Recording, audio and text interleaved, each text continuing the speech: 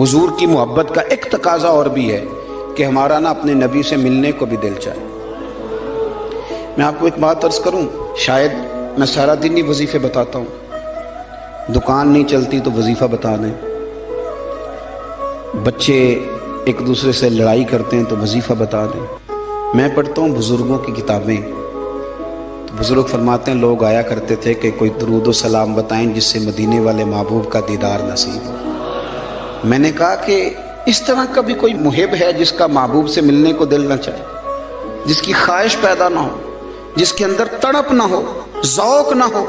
آہستہ آہستہ وہ جو ہمارے سوتے خشک ہوئے ان کے اندر یہ دراڑ آئی کہ وہ جو خاص ذوق تھا، آپ پڑھیے نا قرآن مجید، حضرت ثوبان بن مالک رضی اللہ تعالیٰ عنہ حضور کی بارگاہ میں حاضر ہوئے تھے اور رو پڑے اور بڑا ہی روئے، تو حضور نے فرمایا کیوں روتے ہو؟ اور اس کہنے لگے یا رسول اللہ جب دل نہیں لگتا تو میں زیارت کرنے آ جاتا ہوں۔ تو حضور نے فرمایا تو روتا کیوں ہے؟ عرض کی سونیا مجبوری یہ ہے کہ آج تو دیدار کر لیتا ہوں، اور صبح قیامت اللہ آپ کی برکت سے جنت دے گا بھی تو آپ تو اونچلے درجے میں ہوں گے نا نبیوں کے ساتھ، تو میں تو ہوں گا غریبوں کے محلے میں، غلاموں کے علاقے میں، حضور وہاں زیارت کیسے کروں گا؟ اور اگر جنت میں زیارت نہ ہوئی تو دل کیسے لگے گا؟ حضور پریشان ہوں۔ آپ اس صحابی کی کیفیت دیکھیے اور اس صحابی کے الفاظ دیکھیے جنہوں نے اپنے آنسوؤں میں لپیٹ کے نبی پاک کی بارگاہ میں پیش کیے۔ اللہ کے محبوب نے گردن جھکائی تو حضرت جبریل آیتیں لے کے آ گئے، کہا محبوب ان سے کہیں روئے نہ، گویا روئے نہ، جو اللہ اور اس کے رسول کی اطاعت کرے گا نا وہ محروم نہیں رکھا جائے گا۔ فَأُولَٰئِکَ مَعَ الَّذِينَ أَنْعَمَ اللَّهُ عَلَيْهِم مِّنَ النَّبِيِّينَ وَالصِّدِّيقِينَ وَالشُّهَدَاءِ وَالصَّالِحِينَ۔ فرمایا جو آپ کی اطاعت کریں گے نا انہیں نبیوں کے ساتھ رکھا جائے گا، انہیں شہداء صالحین کے ساتھ رکھا جائے، صدیقین کے ساتھ رکھا جائے۔ میرے بھائی وہ خاص تڑپ جو لوگوں کے اندر حضور کی زیارت کی خاص تڑپ، نبی پاک صلی اللہ علیہ وسلم فرماتے ہیں جس نے مجھے خواب میں دیکھا اس نے مجھے ہی دیکھا۔ شیطان خواب میں بھی آ کے میری مثل ہونے کا دعویٰ نہیں کر سکتا۔ وہ جو ایک ذوق ہے حضور کی زیارت کا، ہمارے تو ایسے صوفیاء گزرے جو فرماتے ہیں ایک لمحے کے لیے اگر نبی پاک ہم سے جدا ہو جائیں تو ہم اپنے آپ کو مومن ہی تسلیم نہیں کرتے۔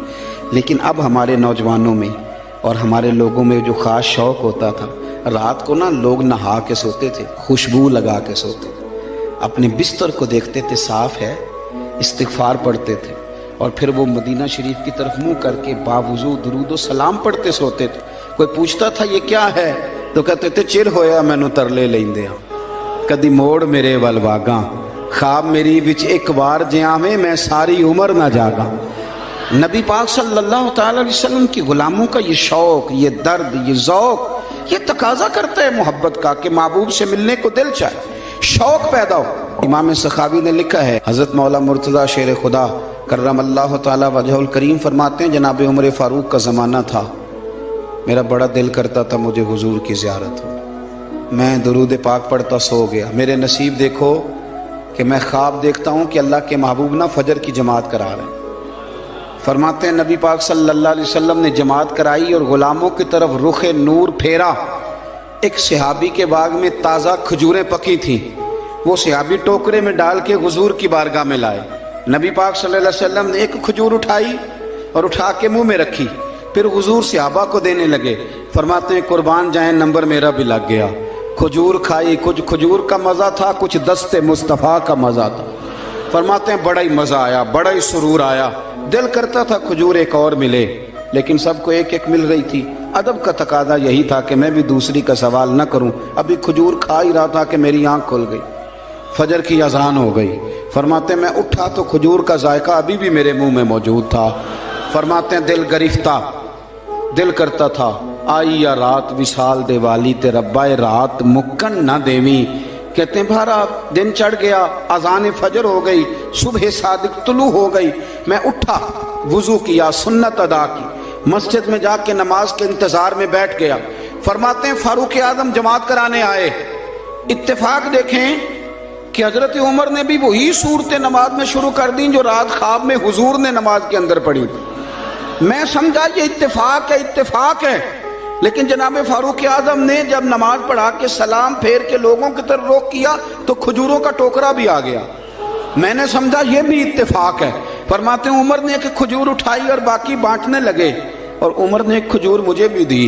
खजूर मैंने खाई, मज़ा मुझे बड़ा आया। हुजूर सल्लल्लाहु अलैहि वसल्लम से तो अदब की वजह से नहीं मांगी थी।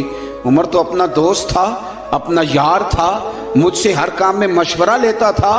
कहते मैंने फौरन कहा उमर जरा एक देना, एक खजूर और देना।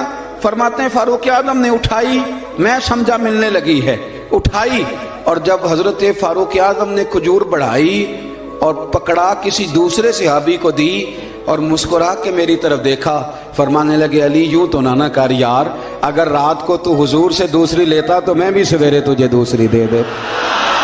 अगर हुजूर से रात दूसरी लेते तो मैं भी तुम्हें सवेरे दूसरी दे देता। खाब मेरी विचाया माही ते मैं गल विच पा लईयां बावां, लोग को डर दी मारी अख भी ना खोला किते फिर विछड़ ना जा।